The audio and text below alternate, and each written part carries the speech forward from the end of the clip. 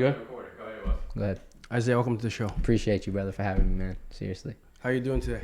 I'm doing well. Yeah. I'm doing well. Beautiful day out. Yeah. Starting my day off with the Syracuse Run Club that I was telling you about. So whenever we in Syracuse, we have nice weather, I like to get outside and enjoy it as much as I can. That's awesome, Yeah. man. So you and I are a bit of strangers, but we're not strangers. Mm-hmm. I got to know you through Nick. Mm-hmm. Nick is your former college classmate. Not college classmate. We met through a program that we were both in called C-Step. Yeah. Through a lady named Dr. R. Yeah. And ever since then, we've just built a really good relationship. Yeah. Yeah. He's a good guy, isn't he? Amazing, man. He's one of those guys, man, that I feel like everybody needs somebody like Nick in their life. Somebody who just always has a positive vibe about them, very optimistic. He doesn't really bring negativity into your life. He's very chill and he's comfortable being himself. Yeah. You know what I mean? And I think that's something that I value in people is when they're comfortable being themselves. So I really appreciate Nick for that. Yeah. So I started the show called The Journey, Mm-hmm. and I like talking to people, man. Yeah. And you don't have to be famous. I'm not impressed by people who are famous or who have money or this. I want the simple people, everyday people.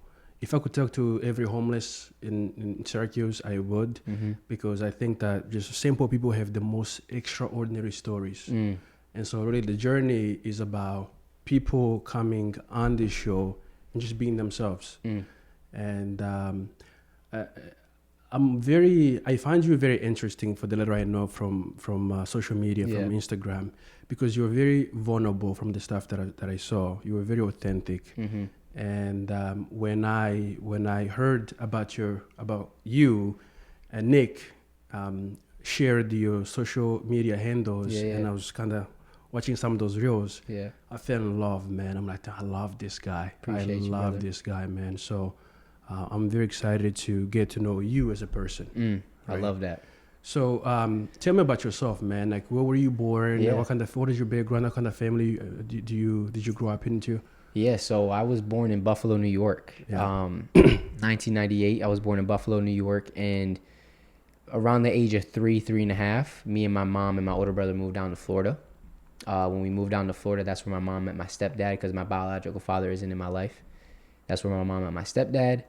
We stayed there for about 2 years, and then from Florida, we moved to North Carolina, Charlotte, and that's where I kind of grew up.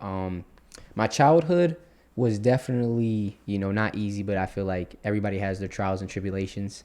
Mine was definitely, I had personal things that happened with me and my dad, and then having to grow up, seeing my older brother go through a lot of stuff was really hard on me, and didn't come from money or any of that. And my mom and my stepdad both had their past traumas and things that they were dealing with. So I feel like our family was very dysfunctional in the sense of everybody's trying to figure out, their own stuff. You know what I mean? So we never really had like family traditions or everybody has to eat at the table at this time. It was never that. It was, my older brother trying to figure out his thing, my mom trying to figure out her thing with my stepdad, and then my stepdad trying to figure out how to have a relationship with me and my older brother, all that. So I definitely had certain struggles. I know for me, since I've been a kid, I've always been a lover of people. I've always been a very positive and open person.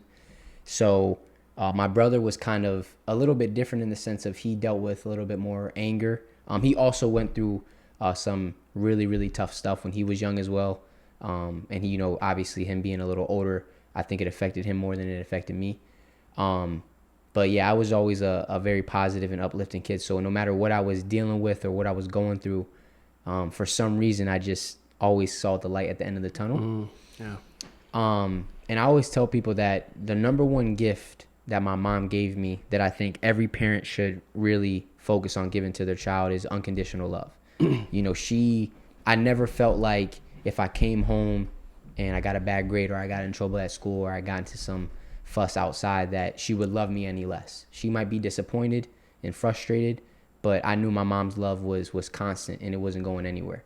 And I think what it did is it gave me the ability to really be curious and try a lot of different things and grow into the person who I was actually made to be, if that makes sense, without feeling like I have to be this person so that she accepts me.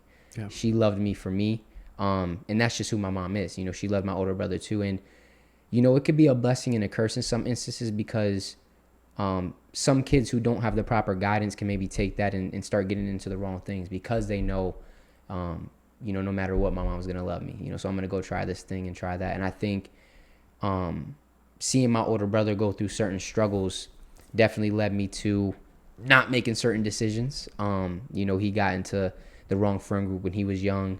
Like I said, he wasn't really much of a school person.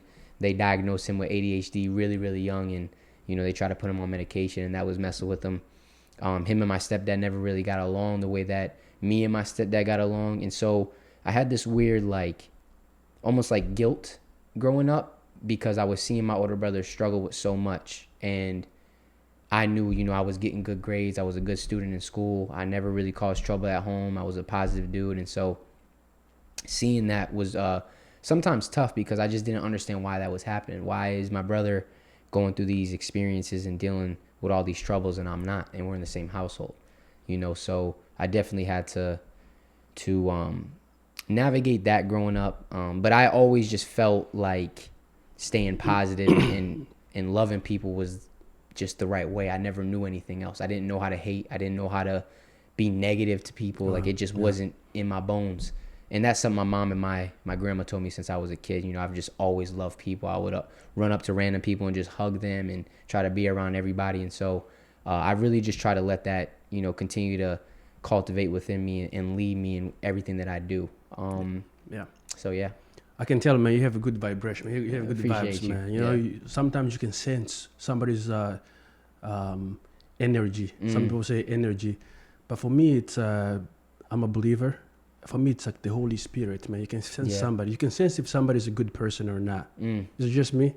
I feel like sometimes when you're around people, you can feel if somebody is in a good mood or a bad mood without them uttering word, and you can tell if somebody is genuine or not. Yep.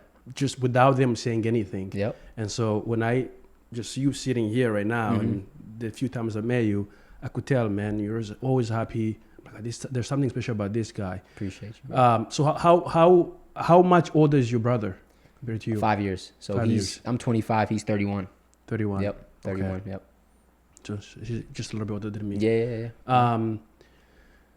Wow, man, that's I feel like that we can dive deeper into that because I feel like whatever. That was whatever. So you grew up without your biological father. Mm-hmm. You say you never knew. Have you even 25 years old now? Have you met him? Never met him. Well, never met him. Excuse me, I have because that was one of the reasons we left. So my mom and my biological father, obviously they had me. She was 22, I want to say at the time. She had my older brother at 17. Me and my brother have different dads. Okay. So I won't get into specifics, but abuse is definitely something that everybody in my family has dealt with. Okay. My brother, my mom, and I think from your biological father? Yes, for me. Yeah, and my mom from different people. Yeah. My brother from his father. Yeah. And so I think after my mom found out what was happening to me when I was really young, that was the last straw for her. That's why she dipped. She was like, we got to get out of here. Yeah. I got to protect my kids. And so I was so young, it didn't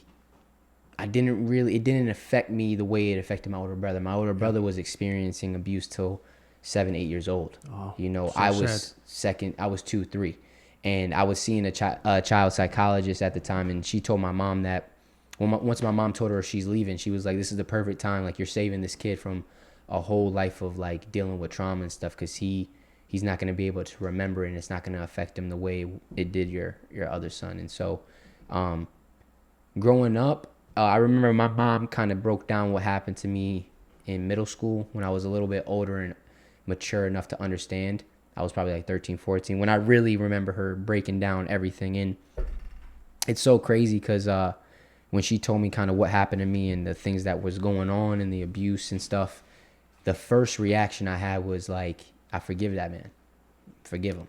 Like, off rip. I don't need to know him. I don't need to talk to him. I forgive him because like I said, I didn't even know what holding a grudge or hating somebody was. So my first reaction was to forgive. And I think we all have certain experiences, and we all go through certain inner battles that you don't tell anybody about. Yeah, absolutely, And, absolutely. once my mom told me what had happened, for me, I just had a heart of empathy and compassion for my father, because for you to make certain decisions you made to a kid who's that vulnerable and that young, you had to have been going through something, and so I don't know why I reacted that way. I'm grateful I did. And I've realized as I matured that it had nothing to do with me and everything to do with what he was dealing with, Yeah. and so I'm not going to take that on into my life and allow that to affect, my relationships and how I treat people and how I,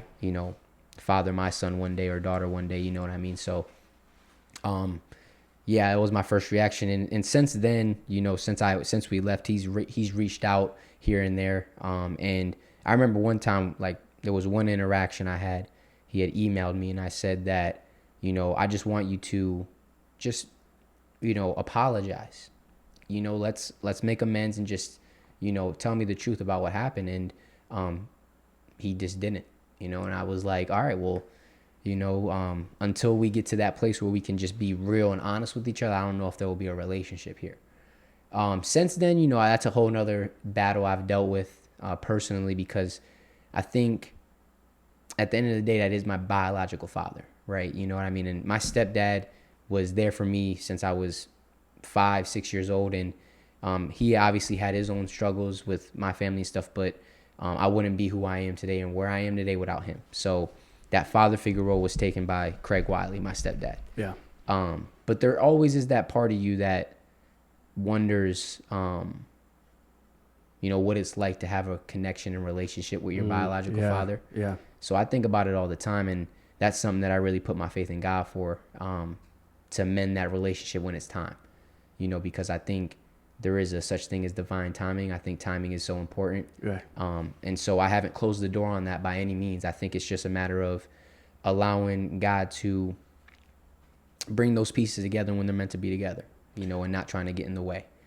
Yeah. So How did he negatively affect you, not having your biological father? Can you think? Honestly, the only thing that comes to my mind is really just questioning what it would have been like. Yeah. That's it. It was never really like my older brother. It affected him in the way of like, I think because he was so hurt by his dad, all he wanted was his validation and acceptance. And when my stepdad tried to come in and take that role, he completely rejected it. Now, it's not just on my brother, it's also on my stepdad, because my stepdad comes from a very, very tough background from the Bahamas, where his dad wasn't really in his life. His mom was very strict and rigid on how she parented him. She wasn't really there for him. Kind of like, go do your own thing. You're a man. You got to go do that from a young age. And so he never really had support ever. And so he never learned what ADHD was. He didn't know what anger management was. He didn't understand somebody else went through trauma and abuse. So he came into this household. My mom's still trying to deal with her things. And at this time, there is no personal development.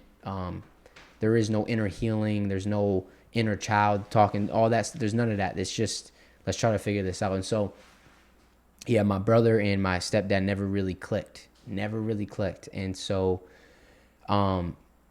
that was really hard for me to watch. But from my end, my stepdad, man, like I said, all I knew was love. So I was like, let's make this work. And it ended up, being a great relationship. And he's done the best he can with what he had at each moment and stage in my life. And so, like I said, I wouldn't be here without him. But from a biological standpoint, I don't think it really affected me other than just questioning. Yeah. What would it be like? I gotta say, man, I gotta go back to why you said that when your mother told you about the abuse she went through and the abuse you went through as a kid, that the first thing you thought about was forgiveness. For me, that's amazing, because I think that at least in my life, the most difficult thing that I've ever had to do was forgiving somebody who wronged me. And I think there are many people out there like me who have found tough to forgive people. Yeah. And it is so difficult. And for me, it was the hardest thing I've ever have to do. Because on one hand, you think, at least for me, I thought that by forgiving somebody was a sign of weakness. it was a sign of failure on my end, right? That I could, you know, I can't defend myself. I couldn't defend myself, and I can't defend myself. Right. And I remember where I spent a great deal of time planning on how I was going to take revenge, because I was in a position where I could take revenge, and I thought about taking revenge. Yeah. And I had this plan how I would do it, and how I would inflict 10 times the pain, right? And so, and then it got to the point where I was like, it's not going to solve anything, because even if I even if that happens, then the pain that was caused is still gonna be there. So, and then I said, and then I read the Bible verse that even like the Lord's Prayer. Yeah. Forgive us our sins as they forgive those who sin against us. And I read that every day. I'm like, and then there's also a Bible verse that says, if you can forgive your trespassers, and maybe I might be misquoted, I know it's there somewhere. Yeah, right. Then the God in heaven also can't forgive you. Because to give forgiveness, you have to acknowledge that God is forgiving you of a greater sins. Yeah. And so it got to the point where I said, then I prayed, man, and I said, God, please help me forgive this person. Help me forgive. And I prayed for months and months and months, trying to get divine help, because I couldn't do it myself. Yeah. Because all I could think about was revenge. And then, man, it took a while, man. It took a while, but eventually I let go. Yeah, I was going to ask, what was it for you that kind of like made that shift, where you understood, like, I can't get revenge, I got to forgive? Because I realized that, man, that's a good question. I realized that it wasn't worth it, because I realized that if I could inflict revenge, then I'll put him through the same pain that I went through, right? And I didn't want them to ever feel like I was feeling. Yep. So even though I had to understand, like, what I'm going through, I don't want anybody, including them, to feel that way. But it was a divine help. It was divine intervention, because I tried to do that on my own for so long. Yeah. It's not, people will say, forgive. It is so difficult, because it's not verbally. You can say, I forgive you verbally. Right. It has to come from the heart, from the mind. It has to come from the soul. You hitting, bro. It has to come from the soul, man. And it's so difficult, because sometimes you forgive, you think you forgive, but then it's 3 a.m, you're laying in a bed and you can't sleep because you're remembering. And that triggers you. Or you see something that triggers you about it, and you think about it again, right? So for you to have said, I forgive him, wow, that's got to be divine intervention. It's got to be divine help, man. So good on you, man. Congrats on that, man. I appreciate you, bro, for real. I love what you said about it's not verbal. Like, it wasn't something I said right to my mom. It was an internal thing I made a commitment to. Yeah. To forgive that man for whatever was done. Yeah.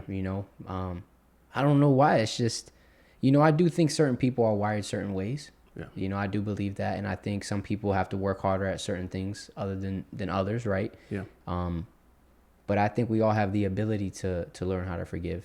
I really do. And I think it's about opening yourself up to that possibility. And I feel like a big reason why a lot of people don't learn how to forgive others nowadays is because they never forgive themselves for past mistakes, past experiences, deep, past relationships. That's deep, and if you don't know how to forgive yourself, how are you ever going to forgive somebody else? It's just not going to work. And I think giving yourself that grace and compassion to understand that, you did the best you could when you were there, and that's not you anymore. So now that you know better, do better, right? And it's like the analogy of a kid on a bike. If a kid's trying to learn how to ride a bike for the first time, every time he falls off, are you going to yell and scream and hold that over his head? Or do you understand that that's part of him learning how to eventually be able to cycle on his own? And that's like us. We go through different things in life, experiences, relationships, abuse, right? Different scenarios. And sometimes we don't always make the right decision. Sometimes we don't always make the aligned decision or the best decision. But holding that over your own head is just keeping you stuck there instead of learning from it and growing from it and understanding that in every situation that you go through, you can grow through and you can learn something from. Deep, man. Yeah. Yeah. So. That's deep, man. Wow. So I've met some people who are not doing so well in life. Mm-hmm. You know, drug abuse, um, domestic violence, prisons, jail, you name it, and they have had tough upbringings, man. Divorce, abuse as little children, and if they can justify their situation by telling you those things, you know, this happened to me when I was 5, you know, like your story a little bit, right? And so my compassionate side would say, you know what, it makes sense. It makes sense why you are homeless. It makes sense why you're hooked on drugs, alcohol, this, because it was rough, man. You know, you should not have went through what you went through. I have a good friend of mine, John. John said, I want to borrow one his quote. He said that any good society is judged by how well they take care of their children. Society is judged by how well they take care of their children, right? So going back to that point, I have friends who are like that, man. They're not doing so well, and they have justified it. They just justify it by their terrible childhood. Yep. But also, there's also part of me that says that, to your point, that we take those experiences to shape a better future for ourselves and our families. Right. So what do you say to somebody who have justified their shortcomings in life, their pains, their sorrow, who have justified their position, their current position, because based on their terrible childhoods? What do you say to them? That's tough, man. You're valid in the way that you feel. We could start there. Okay. You're 100% valid in feeling that way, because certain things that young children have to go through, they shouldn't have to. Right. So you're valid in feeling that way. I think understanding that you can't always control what happens to you, but you always can control your response can really change your life. Yeah. You know, and this is where, you know, one of my biggest things that I try to really push on social media is having a healthy relationship with yourself. This is where you have to have those real conversations with yourself and ask yourself, is holding on to this story that I keep replaying in my mind helping me or hurting me? Is it getting to me to where I want to be, or is it keeping me stuck in a situation or in a mindset that I don't want to be in anymore? And I think somewhere that we lack in society is self-awareness and self-reflection, really being able to sit with yourself and hold yourself accountable and be honest with yourself and be vulnerable with yourself. You know, it's not easy, right? It's not easy to do that, but in order to become the person that you want to be, achieve that vision that you have in your heart and your mind, those are the type of conversations you have to have with yourself, you know, and know it's not your fault that happened to you, whether it is abuse or trauma or a really bad experience or a relationship. It is not your fault by any means, but it is your responsibility to respond and take control over your life. Wow. Yeah. You know, and that's where it's tough, because I think people put those two together. Oh, in order to take responsibility for my life and accountability, I have to say it's my fault. No, you don't. You don't have to do that. It is not your fault, but it's your life.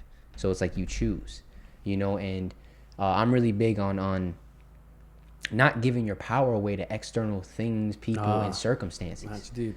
You know, I mean, I get it. And that's why, like, we're put on this earth to help each other, to serve each other. There are certain people that go through the storm alone and they come out, you know, in a way where they can reach back and help somebody who can't maybe make it out on their own. You know what I mean? And that's the beauty of community and people in general. We all have different perspectives and experiences we go through. And if you can just understand that everything that you've been through, everything you're going to go through is playing such a bigger role that's so much bigger than you, then you'll start embracing those things. Because you're like, yeah, maybe this does suck, but who can this help in the future when I get through it? I love that, man. You know? I love that. Yeah, maybe I can't change the past, but how about I learn from it and help somebody who's dealing with that right now? It's deep, man. You know? It's a Bible verse that says that God used everything for the good. Yep. Every experience that you went through. For those who allow it. Those who allow it, God will use it, right? It reminds me of a story of Gideon. Are you familiar with that story? I just heard of him for the first time the other week, but I didn't hear the story, but tell me. So actually, so Gideon is this, this Israelite. I can't remember the time period. I know like the main ideas of the story. I don't know the story, but I'll give you the main ideas. Yeah. So the Israeli people are being abused by this invading army. Okay. And so what happens is that every time they grow crops, when it comes time to, when Harvest. season, harvest, the word, right? These invading army will come and take their crops, kill their animals, and have them flee. So this happened for 7-year period. For 7 years straight in a row. When it comes to harvest time, the Israelis will not get anything because this invading army will come and storm the camp and kill everybody, take the crops and abuse men, women. And so actually it got so bad that they started building houses in the mountains and they will flee there during harvest season. Wow, okay. And so they started praying to God and they say, God, please save us, please save us. Anyways, God says, I'm going to save you if you turn from your idols and start worshiping me, the one true God who brought you out of Egypt in the land of bondage. If you start worshiping me again, I will save you from these people. Wow. So they turned from God, and then God said, I will raise a prophet among you that's going to save you from this invading army. Anyways, Gideon was the least of the least of the least because his tribe was the least out of the 12 tribe of Israel. He was the least, considered the least in society, of course. Yeah, right. The least. And Gideon himself was considered the least within that tribe. Right? The least of the least. The least of the least of the least. Okay. That's literally how he viewed himself. That's literally how the community viewed him. Anyways. Come on. So the angel of the Lord comes to him. He's hiding somewhere, and the angel of the Lord comes to him and said, "Mighty warrior." There's a word but the angel says, "Get up." I may be misquoting, but I know there was a mighty warrior in there. Get up, you mighty warrior. Yep. And so he goes, "Me? Do you not know who I am? I'm the least of the least of the least of the least." Right? But the angel said, "Get up, mighty warrior of God. The Lord is with you." And so here's this guy who thought he was a nobody. Society thought he was a nobody. He internalized it.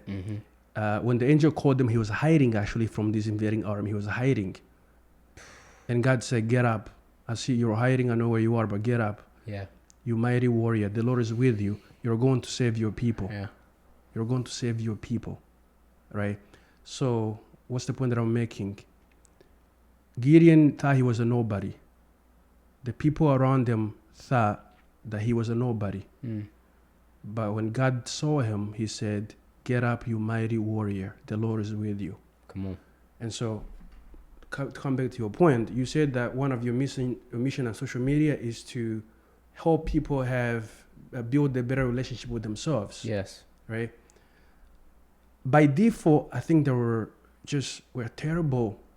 We're so harsh on ourselves. And I'm speaking from experience because I'm quick to forgive you, man. I say you do something, you cut me on the highway, cut me off or whatever. Yeah, I can forgive you. But when I make a terrible mistake, it takes me a while to forgive myself. So, but listen though, I guess the point that I'm trying to make is that we need to learn how to see ourselves as God sees us. Right. Because you might think you are nobody, but when God sees you, he sees his child, he sees his son, he sees his daughter. Mighty warrior. A mighty warrior. God's with you. Like God sees warriors, right? But we look at ourselves in the mirror, we criticize ourselves. Yep. I have a youth group that I mentor. I have about 30 kids that I mentor on Fridays. Oh, wow. Okay, right? That's amazing. So actually last night, you know what I told them? I told them for their homework, I said, next week, I want you, every single one of you, to tell me 3 things you like about yourself. I love that.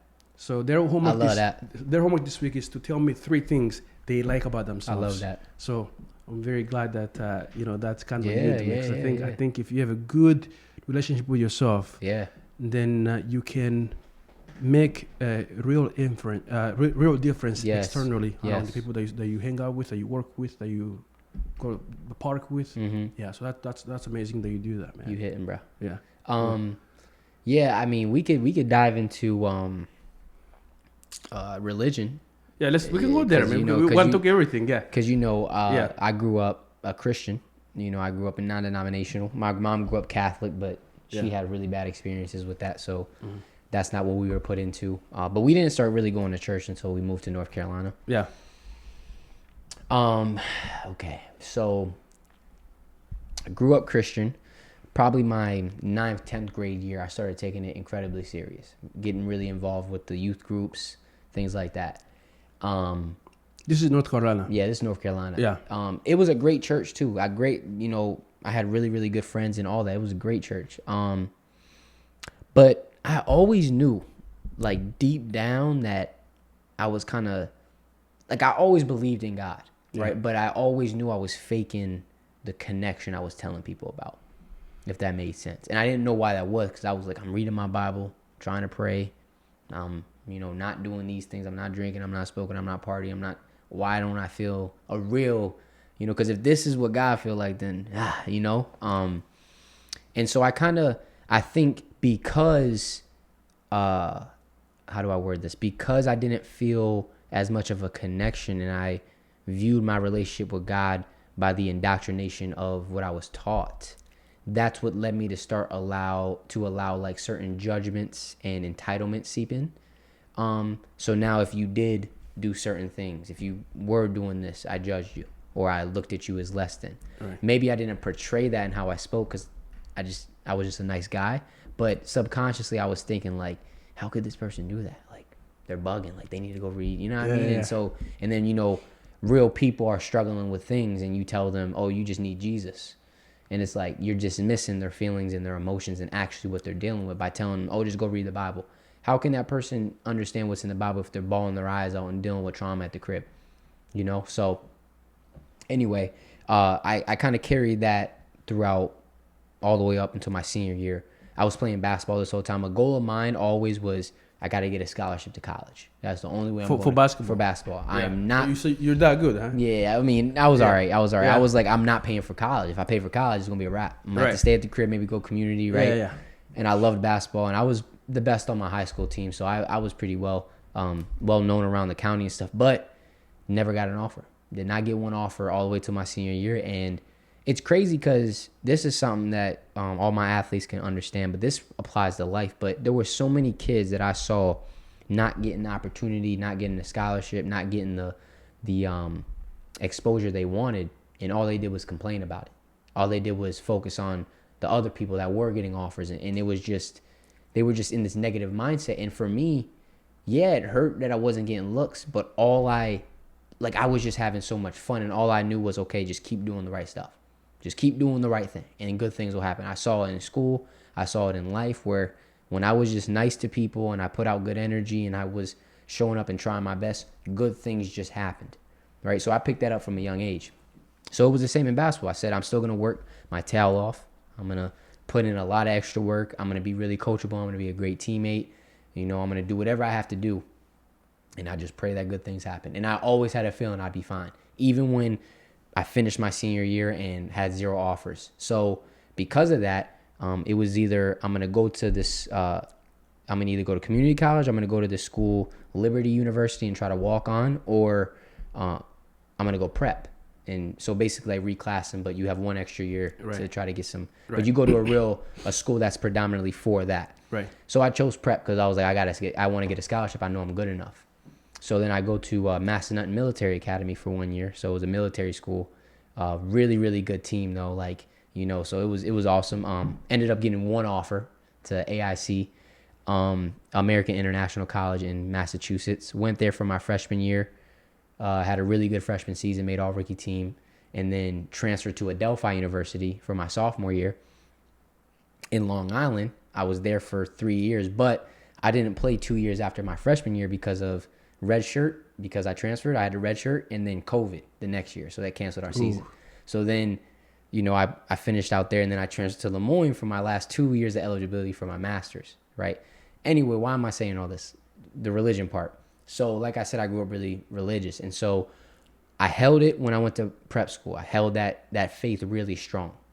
When I went to college, I was still a believer, just my actions didn't align, right? I'm lukewarm now, right? So I'm in college, I'm going to have fun, I'm going to explore. doing all that. But I'm still a very positive dude. Like, don't get it wrong. Like, I'm just having fun, you know? And so it was just very lukewarm, you know? And so it kind of just started to fade. You know, I still believed, but it was fading. It wasn't a life I actually lived. Right. Fast forward to 2021. So that was my junior year in the classroom. So this was COVID year. This is when my life... You were getting your master's this time, right? No. I got my master's starting in 2022. Okay. At Lemoyne, right? So I did... So it was 2018-19 AIC, 2019-20 Adelphi, 2021 Adelphi, 21-22 Adelphi, 22-23 Lemoyne, 23-24 Lemoyne. That was my 6 years of college. Yeah. So anyway, this is my junior year now. So this was COVID. So campus was really dead. Not really much going on. And the summer prior to that was the first time I was ever exposed to smoking weed, right? I saw my brother do it, you know, and I was like, I'm never doing that. That was one of the things that I viewed as the devil, right? Growing up. If you smoked or you drink, you're a sinner. You're going, you know, just, right? So anyway, what had happened was my sophomore year at Adelphi, literally the week before COVID got announced. So this was spring of 2020 or spring of, 2020. I went to California with two of my teammates. We're there, and I was like, I mean, if there's a time to smoke, I'm going to do it in Cali, right? So I did that, and I was hooked instantly, immediately. On weed? Yeah, on weed. So then I kind of dibbled and dabbled with it a little bit that summer. Then when I got to school, so that was the fall of 2020, right, going into 2021. So this is the COVID year. Since we didn't have, once our season got canceled, and all it was just workouts and practice every day and then just school, and there was nothing else to do on campus. It was just smoke. Do what we do, smoke. Course, do that, right? It was fun. I had teammates. That was a crazy era, man. It was crazy, right? And so era. It was awesome. Now, this is where my life takes a turn. So that winter of 2020 going into 21, I had a very, I want to say, spiritual experience. So we got put on quarantine because one of our teammates got COVID. So everybody either had to go home, go to the dorms. Me and my teammate ended up getting a hotel for 10 days.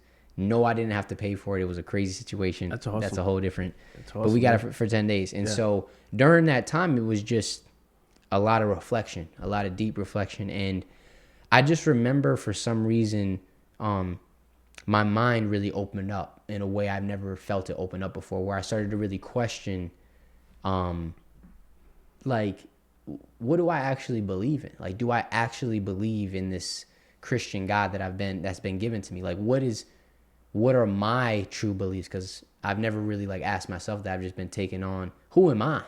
Like, who even am I? Like, you know what I mean? I'm asking these questions, and I just remember it was a very profound experience where like my mind just opened up in a way I've never felt it. And that was during that quarantine time. And after that, I went into this very deep reflective state when we got back to campus, where I was like just studying.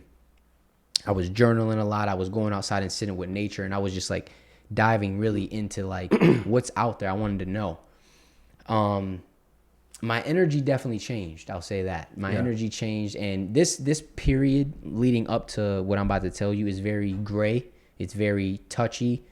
Because it's not even fully clear in my mind what happened. But long story short, about April of 2021. So that was after the winter. Now we're back doing our thing, January, February, March, right? And I'm in this deep reflective period. Like I said, my energy changed drastically, and I was really questioning, like, who am I? And I didn't really relate that much to what I was doing, but I wasn't sure about what I wanted to do, whatever it was. Anyway, long story short, I ended up in the hospital, in a psychiatric hospital, April 4th of 2021. And I woke up. Was this due to the weed or just no? I mean, to a certain extent, but I wasn't smoking during this time. I think it was just because a lot of stress happened. It was just I changed drastically. Like, people were like, "What happened?" And because I was just very solitude, thinking a lot, journaling, like on my own, not going out, not around people. So they were like, "Something's up." So you're right. So there's a big change that was taking place within your soul. Yes. Within that I such a crazy shift. Yes. That you had to kind of go to that. Yes. To and that I level. wasn't even sure what was really happening. I see. So it was hard to try to navigate people, and it led to certain things happening. Yeah. where people were just like, all it took was, everybody was fine at first, and then it just took one person saying something's up. Yeah. For that to kind of start spiraling, and then I ended up in the hospital. And so, to keep a long story short, from April 4th, 2021 till April of 2022, I ended up in the psychiatric hospital 6 times in the span of that 1 year. In and out, in and out, in and out. Just boom, boom, different medications. They diagnosed me with bipolar disorder. It was just a lot because when I woke up in the hospital for the first time, you know, obviously I'm wondering where I am. What the heck is all this? And they're telling me I have this disorder. You have to take this medication. You can't drink. You can't smoke. Take this medication, and you have this disorder. My first thought is like, hell no, I don't. Like, y'all don't understand what I was just dealing with. Y'all are just taking this and running with it. Right. And so in that hospital, that was truly the first time that I ever realized that I've been living my whole life never really knowing who I was. Right. I looked myself in the hospital. The way it is, it's like jail. There's nothing. There's no phones, no electronics. It's just you and a bunch of random people you don't know. And they're giving you medication, and then you have breakfast, lunch, and dinner. And you go to sleep in this bed that's like a twin size bed and looks like a jail cell. And so even in there, though, it's crazy. Like, once I found out how I ended up in there and who put me in there, it was like certain people that were close to me, not my family or anything. Because I was at school at the time. Once I found that out, like, I had an urge to like want to be like revengeful, but it just didn't sit right with me. I was like, nah, I mean, I can't hate, so I'm just gonna, I'm gonna figure this out. The reason I kept ending up back in there, I'm gonna tie all this back into the religion, right? So the reason I kept ending up back in there was because, the way it works is every time you get admitted, they're either gonna up the dosage, add a medication, or switch it up completely. So going in, coming out, going back to school, trying to play basketball, trying to be around people and be social, and I'm on 2 different medications, 3 different medications.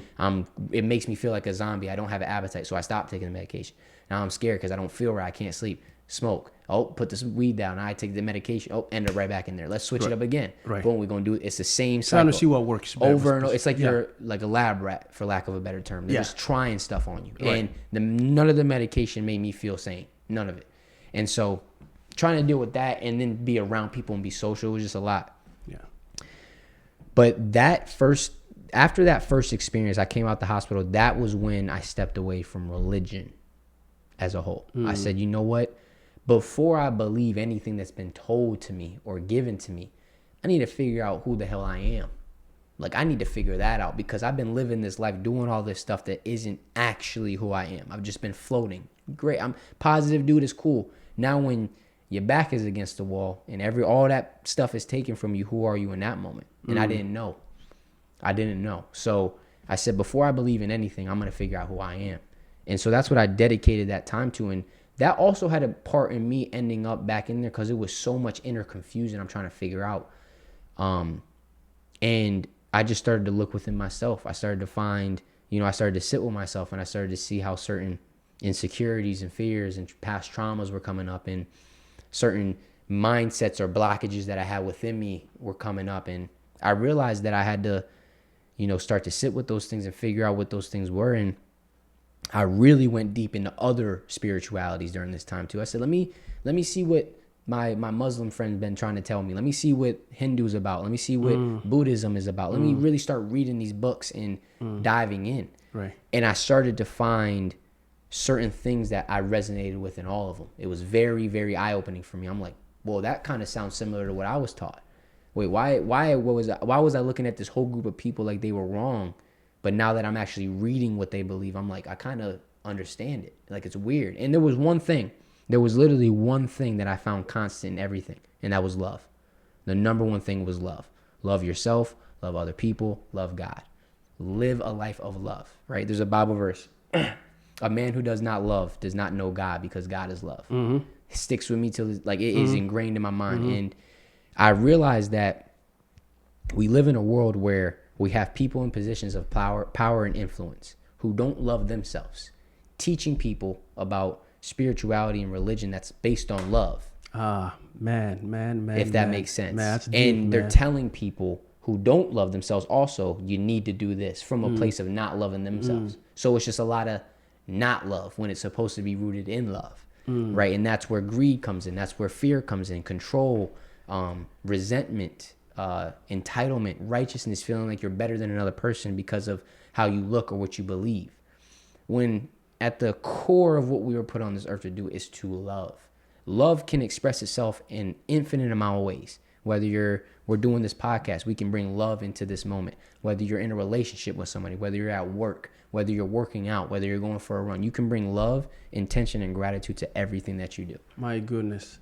You know, and so my goodness, man. I don't want to. I can listen to you all day. Nah, we can go. I can listen to you all day. Yeah, we can get back to we can talk about the rest of that story a little later, but I'll leave it right there. I don't want to talk your ear off. Oh man, that's amazing, dude. Mm-hmm. So that was being diagnosed and being in the hospital. Definitely was what changed the whole trajectory of my life. Man, I love what you said, man. A lot of people teaching love don't even love themselves. Right.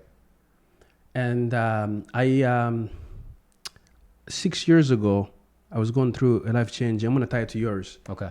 Where I was diagnosed with adjustment disorder. Your adjustment disorder. I've never heard of that in my life. Adjustment disorder.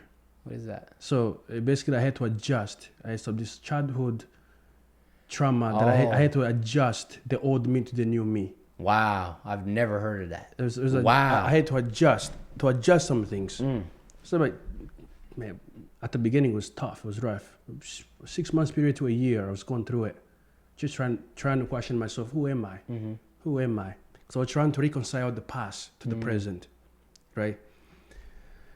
So, wow. I think sometimes going through those experiences really shapes who you are.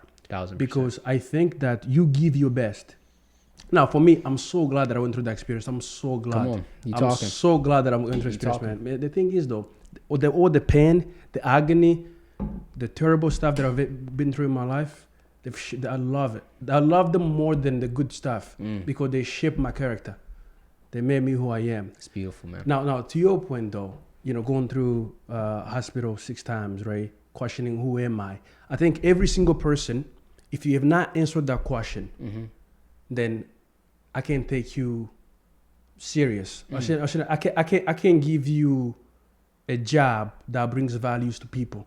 I think if you haven't asked yourself that questions, then I don't know how productive you can be to society, because you need to know who you are to bring about change in whatever sector you are in, right? Because if a pastor doesn't love themselves, for example, how can they teach the word of God? How can they teach people to love themselves and love people?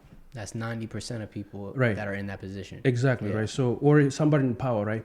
How can you teach what you don't? How can you preach what you don't live? Now you can, and I think a lot of people do that. A lot of people do that, but I think life becomes so much easier if things are happening organically. Absolutely. If you are who you say you are. Yeah. If you are who you say you are, then you are 100%. That's a life worth living. Yep.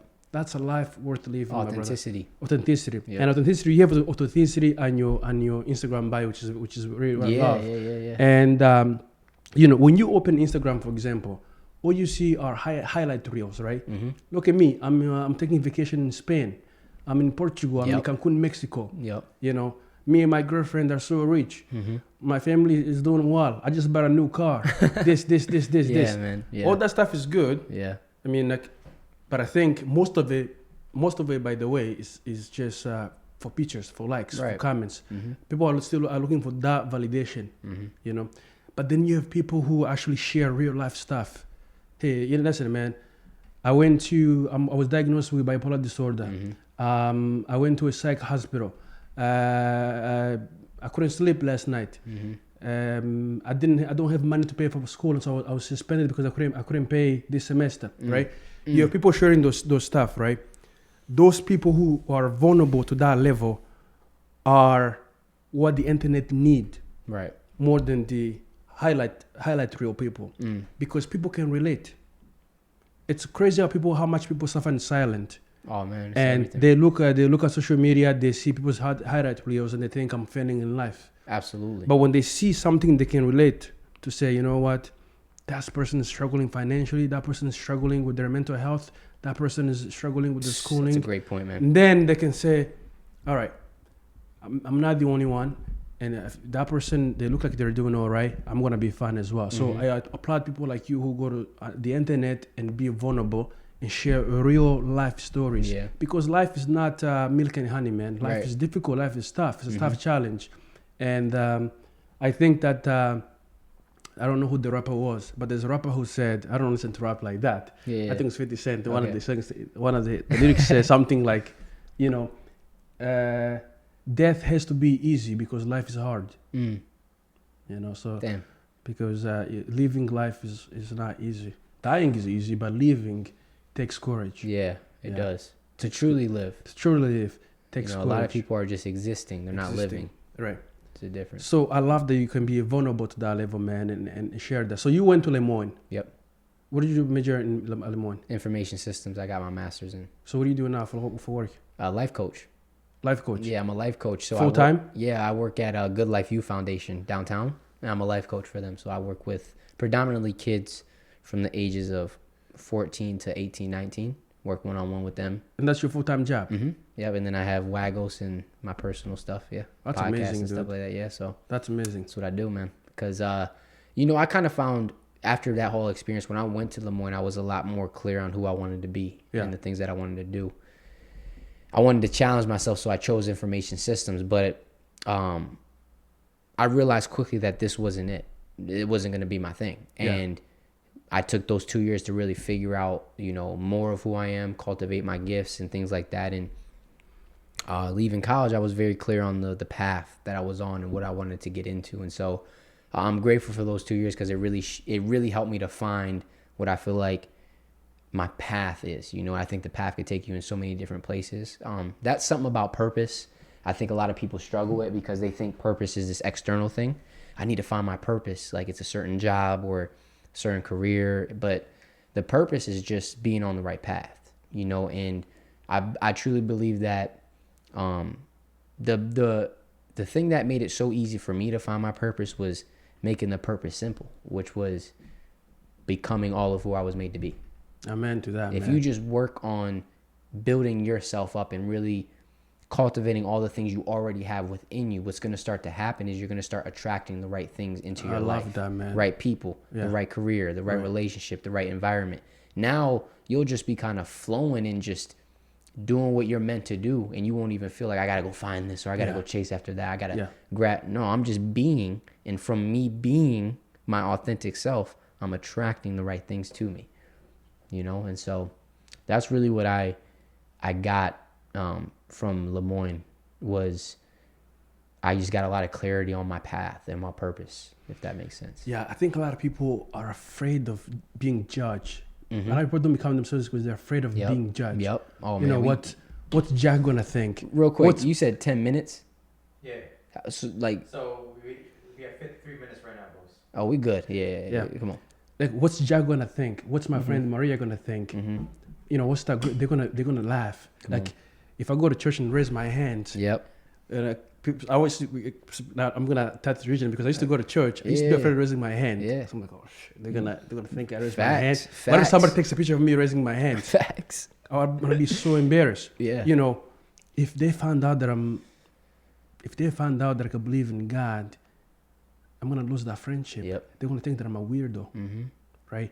If they find out that I don't smoke weed, they're gonna think that I'm like just a weirdo. Somebody who's like they're gonna judge me. They're gonna judge me. So let me take that shot. Let me take that shot of tequila because I don't want to be judged. Yep. Right. Let me dress that way because I want to fit in. I don't want to be judged. Right. So maybe you hang out with a group of friends and they're talking about girls. Like, you know, how many girls, you know, have you like slept with? This. Let me make up a number so that I can fit in. Validation. I can be validated. Right.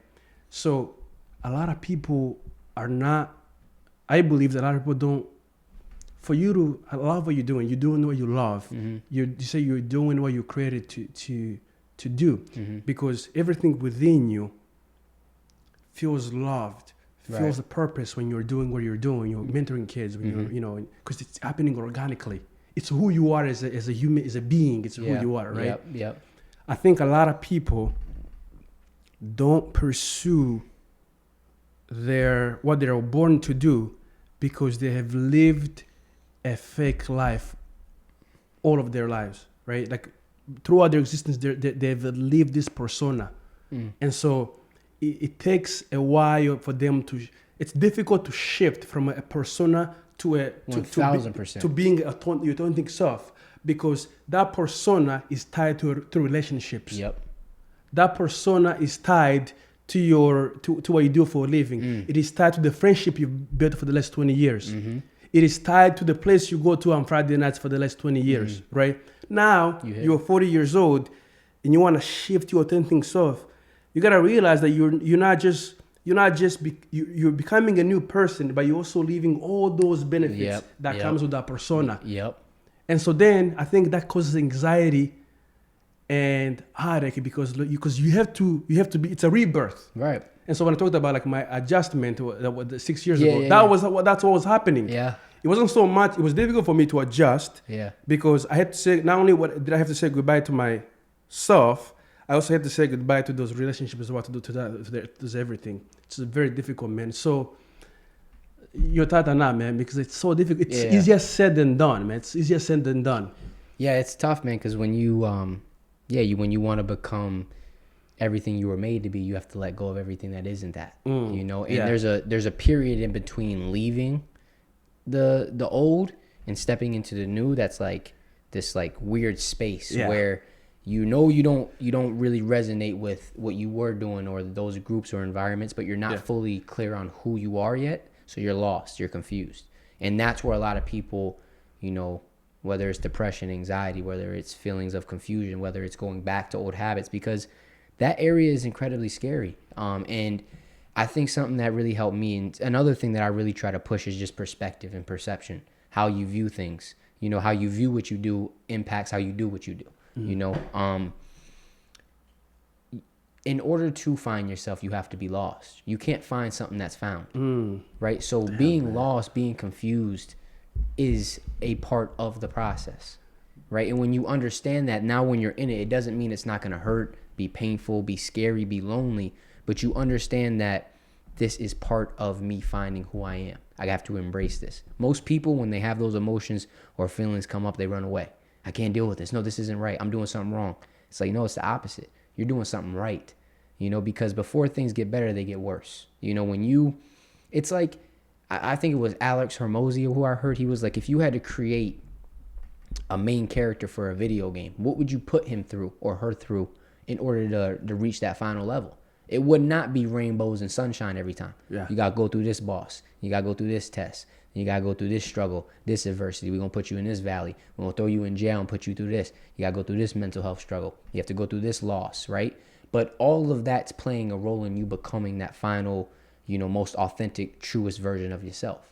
And it's all about the perception. If you have that perception that no matter what I'm going through, I'm growing through. Everything that's happening to me is happening for me. It helps you to have the right perspective in it, right? Most people perceive pain, hurt, grieve, depression as all negative things. So now they have a negative perspective in it, right? If you just shift the way you look at these things, it's going to shift the way you embrace these things, if that makes sense. And it can literally change your whole life. It can change everything.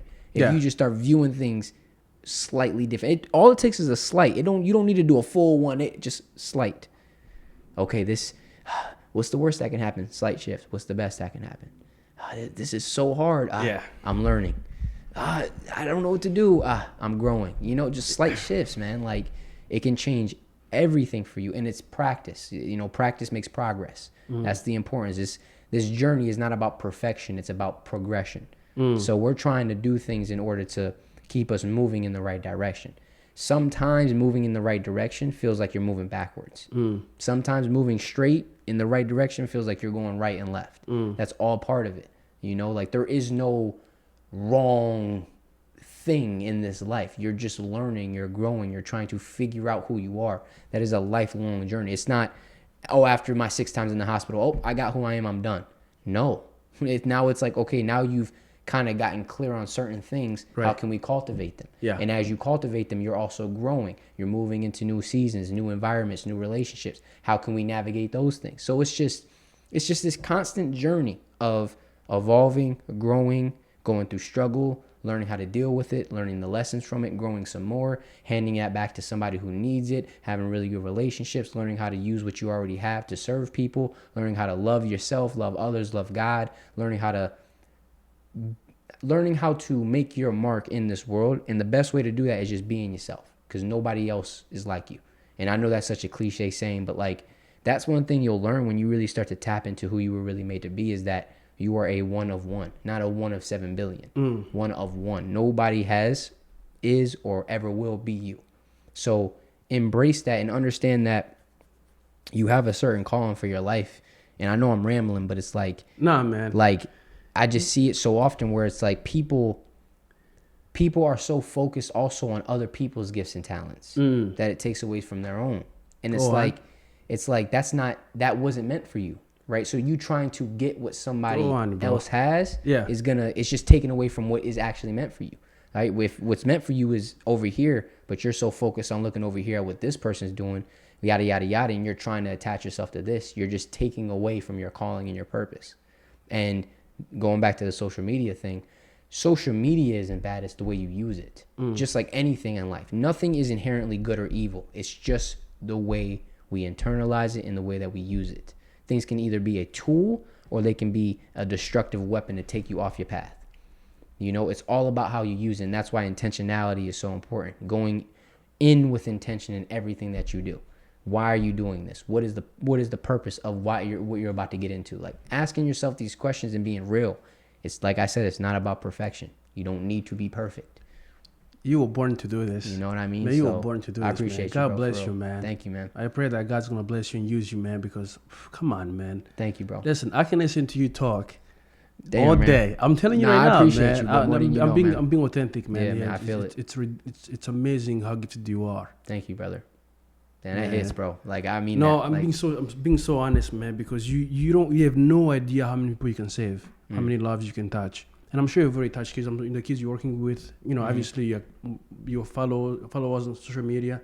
Man, if you're not following this guy, you got to follow this guy, man. Thank you, like, brother. I'm telling you right now, man, because, wow, man. A lot of people, we live in a capitalist society where people feel like they need to compete with each other. People feel they need to compete with each other. But I agree, man. If you know your purpose, there's no competition. Man. You're rooting for everybody. Come on. You're rooting for everybody, man. You know. You hitting, brother. There's a seat for everybody. Yeah, exactly, man. See everybody, because you don't. Listen, when you bring your authentic self, you don't even care if you win, because your purpose is not to win. Your purpose is to change people's lives. Yeah, man. you hitting. You know what I mean? Because, man, listen, man, it's good to have money. It's good to have a nice car. It's good to have a house. But it's much, much, much more important to change people's lives. To know that you saved a life. To know that kid went to college, graduated college because of you. To know that kid is sleeping better at night, is happy.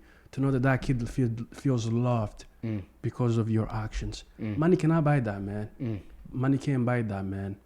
And we need more people who are authentic, who care about touching people's lives more than they care about flashing cars and money and this and this. Right. All that stuff whether they're there or not, to me, they're just accessories. That's it. They're just cherries on top of the cake. You know what I'm saying? Because I mean, like, every single person you meet it's a soul that's hungry. Yep. That's hungry for love. That's hungry for deep connection. Every single person you meet, man. And we're so obsessed with these celebrities, movie stars, athletes, that we neglected the homeless guy. So even the homeless guy that you drive by every single day on your way to work. Every day. That person that's, you know, haven't shaved in years. You know, they're always holding a sign, give me $5, this. Now, you can think all you want about them. You can have an opinion about them. I've met people who say, well, just go get a job. Go do this. You know, this. You can have those conversations. I'm not saying that maybe that they can't do that. But at the end of the day, there's a soul in there. There's a human being in there that needs love. That's why, man, you should always stop and say hello. Mm-hmm. Shake their hands, look them in the eye if you have time. Right. Don't dismiss people, man. Come Give on. them a chance. Try to hear them out, man.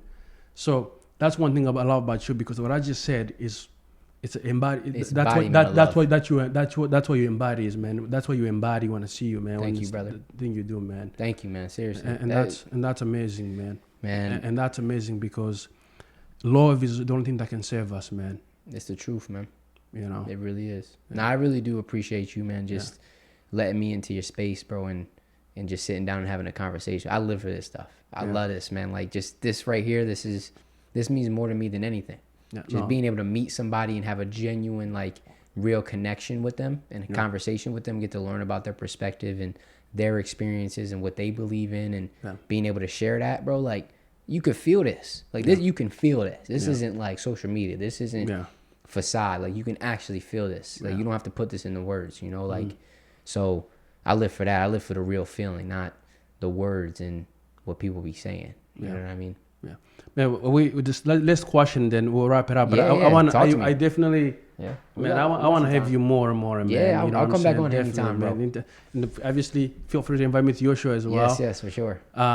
So what do you want to do when you grow up, man? 25 years old now. When I grow up, What do I you love that. ultimately, like, what are your bigger goals? 5-year plan right now? What do you want to do? Yeah, I mean, honestly, man, like, this has really helped me just to release the pressure of thinking that I need to have certain things figured out at certain times. Yeah. I realized that, you know, I'm on a path of trying to live a fulfilling life, right? And my recipe, my equation for fulfillment is figuring out what your God-given abilities and gifts and uniqueness is, cultivating them into skills, things that you can actually use, and then using those things to serve people. And I feel like if I just continue to focus on that, how can I use what I've been through, use what I have, what I've been given, turn them into skills, cultivate them, right? Because faith without works is dead. Yeah. And then give those to people and to the world. I feel like that path right there will take me to the location or the career or the relationship or the stage or whatever it may be. And I've realized that when I just get out of my own way and I allow God to lead, I am tremendously more at peace. And it's not in the sense of sitting and not doing anything. I like to view our relationship as souls and spirits and human beings with the Creator, whatever you believe in. I like to view it as a collaboration. You know, one person, I believe God is steering the boat, and we're the ones rowing. We're putting that work in, which is getting the boat moving, you know, but we're rowing with our heads backwards. So we can't see. That's why it's called faith. We can't see where we're rowing to, but we're trusting that God has the steering wheel. And the problem with a lot of us is we try to do both. We try to row and then get up and go steer, and then we try to go back to rowing and we get up and steering. Yeah. Get out your own way. Just let God lead you, but just make sure you're doing the work. That's the biggest thing. You know, make sure you're doing the work. It's not about perfection. It's just about every single day, moment by moment, step by step, little incremental gains, you know. And then when you see that big change or that big stage or that big achievement, all that is the accumulation of very, very, very small steps over a long period of time. And that's what you call life. Man, So. I can't listen. I know this is redundant, but you're just amazing. I man. I'm appreciate telling you, right man. now, I Seriously. can ask you more questions, but You're an God amazing bless you, host, man. bro. Seriously, like that. This has so much to do with the questions you ask, how great of a listener you are, the environment you've cultivated. Like, I feel comfortable. I feel like I can be myself and open up. That is priceless, man. Seriously. So that says so much about you. Letting me into your house, man. Yeah. Like, thank you, bro. Like I said, you're welcome anytime, man. Thank you, bro. God bless you, man. So too, we're gonna wrap this up. Okay. Yeah, thank you for being here. Yeah. I want to bring you on again. If time schedule is an issue, I'll talk to you every day. I feel you. Because I can learn a lot from you, Yeah, man. yeah, I appreciate you, I'm sure brother. Josh can agree. Josh, you know, Get a room, man. it's no, it's Yo, Josh, funny. Man. he's a funny guy, but man, I would love to invite you again. I will let you know. I'm sure when you schedule. Yeah, we here. happens, We we're got the here, setup, so so set up I'll come whenever. because we'll talk more about stuff. I got other topics that I didn't get into. Yeah, I'll we could get have talked into- for hours. Yeah, so I'll get into those topics as well. Okay. But God bless you, man, and I pray that God keep using you for His purpose. Appreciate you, brother. Because you know, Our lives are not ours, man. We were meant to be used Come on. to achieve greater things, because, God works through people, but only if you allow him. And I feel like you're one of those people who have let go and let God type of thing. I love that, So man. God bless you, man. Yeah. My brother. Thank Keep you, in man. touch, man. Yeah, Yeah. absolutely. Appreciate you. Take care. Yeah. That's right.